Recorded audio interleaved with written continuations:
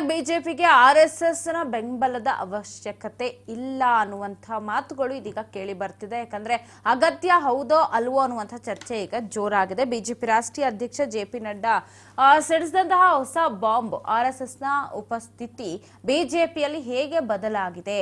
ಆಗ RSS ನ ಅಗತ್ಯ ಇತ್ತು, ಇಂದು ನಾವು ಬೆಳೆದಿದ್ದೇವೆ, ಬಿಜೆಪಿ ತನ್ನಷ್ಟಕ್ಕೆ ತಾನೇ ಜವಾಬ್ದಾರಿ ತೆಗೆದುಕೊಳ್ತಿದೆ. ಪರೋಕ್ಷವಾಗಿ RSS ಬಿಜೆಪಿಗೆ ಅನಿವಾರ್ಯವಲ್ಲ ಅಂತ ನಡ್ಡಾ ಹೇಳಿದ್ರು. ಬಿಜೆಪಿ ಬೆಳವಣಿಗೆಗೆ RSS ಕೊಡುಗೆಯನ್ನ ನೀಡಿದೆ. ಈಗ ಪಕ್ಷ ತನ್ನದೇ ಆದ ವ್ಯವಹಾರ ನಡೆಸಲು ನಿರ್ಧಾರವನ್ನ ತೆಗೆದುಕೊಳ್ಳೋದಕ್ಕೆ ಸಮರ್ಥವಾಗಿದೆ ಅಂತ ಬಿಜೆಪಿ ರಾಷ್ಟ್ರೀಯ ಅಧ್ಯಕ್ಷ JP ನಡ್ಡಾ ಹೇಳಿದ್ದಾರೆ. ಅಲ್ಲದೆ RSS ಸೈದ್ಧಾಂತಿಕ ನಿಲುವಾಗಿದ್ದು ತನ್ನದೇ ಆದ ರೀತಿಯಲ್ಲಿ ಕೆಲಸವನ್ನ ಮಾಡ್ತಿದೆ ಅಂತ ತಿಳಿಸಿದ್ದಾರೆ. ಸದ್ಯ ಇಂಗ್ಲಿಷ್ ದಿನಪತ್ರಿಕೆಯೊಂದಕ್ಕೆ ನೀಡಿದ ಸಂದರ್ಶನದಲ್ಲಿ ಮಾತನಾಡಿರೋ ಅವರು ಪ್ರಸ್ತುತ RSS ನ ಉಪಸ್ಥಿತಿ ಬಿಜೆಪಿಯಲ್ಲಿ ಹೇಗೆ ಬದಲಾಗಿದೆ ಎಂಬ ಪ್ರಶ್ನೆಗೆ ಉತ್ತರ ಕೊಟ್ಟಿದ್ದಾರೆ. ಆರಂಭದಲ್ಲಿ ನಾವು ಕಡಿಮೆ ಸಾಮರ್ಥ್ಯವನ್ನು ಹೊಂದಿದ್ದೀವಿ, ಆಗ ನಮಗೆ RSS ನ ಅಗತ್ಯ ಇತ್ತು, ಇಂದು ನಾವು ಬೆಳೆದಿದ್ದೀವಿ ಮತ್ತು ನಾವು ಸಮರ್ಥರಾಗಿದ್ದೀವಿ. ಬಿಜೆಪಿ ತನ್ನಷ್ಟಕ್ಕೆ ತಾನೇ ಜವಾಬ್ದಾರಿಯನ್ನು ತೆಗೆದುಕೊಳ್ಳುತ್ತದೆ, ಅದೇ ವ್ಯತ್ಯಾಸ ಅಂತ ಪರೋಕ್ಷವಾಗಿ RSS ಬಿಜೆಪಿಗೆ ಅನಿವಾರ್ಯ ಅಲ್ಲ ಅನ್ನೋದನ್ನ ಒತ್ತಿ ಹೇಳಿದ್ದಾರೆ. ಇನ್ನು ಬಿಜೆಪಿಗೆ RSS ಬೆಂಬಲ ಅಗತ್ಯವಿಲ್ಲವೇ ಎಂಬ ಪ್ರಶ್ನೆಗೆ ಉತ್ತರಿಸಿದ ಅವರು, ನೋಡಿ, ಪಕ್ಷ ಬೆಳೆದಿದೆ ಮತ್ತು ಪ್ರತಿಯೊಬ್ಬರು ತಮ್ಮದೇ ಆದ ಜವಾಬ್ದಾರಿಗಳನ್ನು ಹೊಂದಿದ್ದಾರೆ.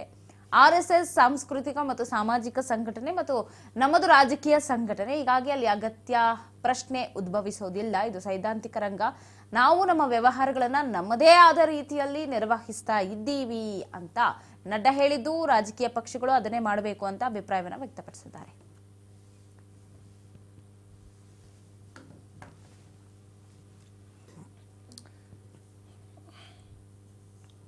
ಎಸ್,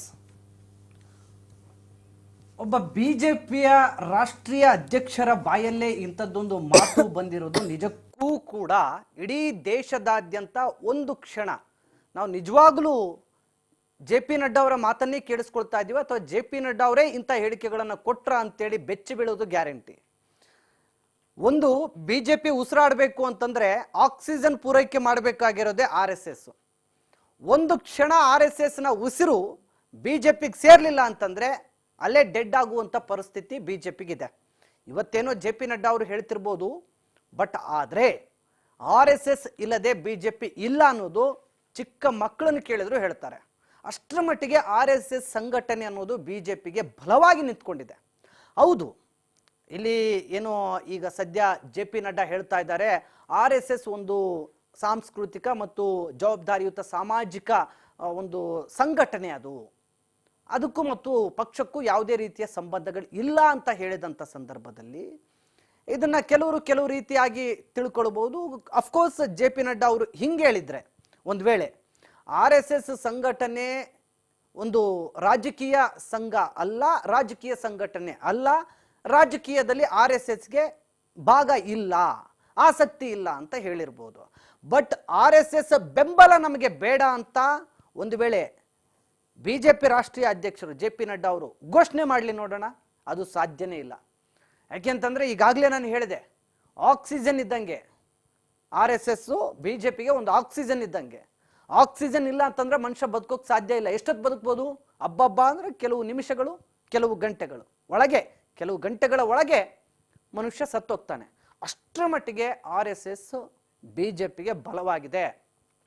ಪ್ರತಿ ಕ್ಷೇತ್ರದಲ್ಲಿ ಹೋಗಿ ಬೂತ್ ಮಟ್ಟದಲ್ಲಿ ಬಿಜೆಪಿ ಕಾರ್ಯಕರ್ತರು ಯಾರಾದಿದ್ದಾರೆ ಅಂದ್ರೆ ಅವರು ಸಂಘ ಪರಿವಾರದಿಂದ ಬಂದವರು, RSS, VHP, ಬಜರಂಗ್ ದಳ, ಹಿಂಗೆ ಸಂಘ ಪರಿವಾರದ ನಂಟಿಂದ ಬಂದವರು. ಸೊ ಹೀಗಾಗಿ ಬಿಜೆಪಿ ಎಷ್ಟೇ ದೊಡ್ಡ ಮಟ್ಟಕ್ಕೆ ಬೆಳೆದ್ರು, ಎಷ್ಟೇ ಕಾರ್ಯಕರ್ತರನ್ನ ಹುಟ್ಟಾಕಿದ್ರು, ಎಷ್ಟೇ ಬಿಜೆಪಿ ತನ್ನ ಶಕ್ತಿಯನ್ನು ಹೆಚ್ಚಿಸಿಕೊಂಡಿದ್ರು, ಸಂಘ ಪರಿವಾರದ ಬೇರುಗಳಿಲ್ಲದೆ ಇವತ್ತು ಬಿಜೆಪಿಗೆ ಮತಗಳು ಸಿಗೋದಿಲ್ಲ. ಅದಕ್ಕೆ ಬೆಸ್ಟ್ ಎಕ್ಸಾಂಪಲ್ ಅಂತಂದ್ರೆ Jagadish Shettar, the best example. ಕಳೆದ ಬಾರಿ ಜಗದೀಶ್ ಶೆಟ್ಟರ್ ಅವರು ಈ ಒಂದು ರಾಜ್ಯ ಕಂಡಂತ ಒಬ್ಬ ಮುಖ್ಯಮಂತ್ರಿ, ಬಿಜೆಪಿ ಪಕ್ಷ ಕಂಡಂತ ಒಬ್ಬ ಮುಖ್ಯಮಂತ್ರಿ, ಒಬ್ಬ ಅಪ್ರತಿಮ ಹೋರಾಟಗಾರ. ಒಂದು ಬಾಲ್ಯದ ಜೀವನದಿಂದ ಹಿಡಿದು ಅವರು ರಾಜಕೀಯವಾಗಿ ಬೆಳೆದಿದ್ದು ಸಂಘ ಪರಿವಾರದ ಮೂಲಕ. RSS ಸಂಘಟನೆಯನ್ನ ಬೆಳೆಸ್ತಾ, RSS ಸಂಘಟನೆಯಲ್ಲಿ ತೊಡಗಿಸಿಕೊಳ್ತಾ, ತಾವು ಕೆಲಸ ಮಾಡ್ತಾ RSS ಸಂಘಟನೆಯ ಮೂಲಕ ಪಕ್ಷಕ್ಕೆ ಬಂದವರು. ಸೊ RSS ನ ಪ್ರತಿ ಭಾಗ ಮೂಲೆನೂ ಅವ್ರಿಗೆ ಗೊತ್ತು.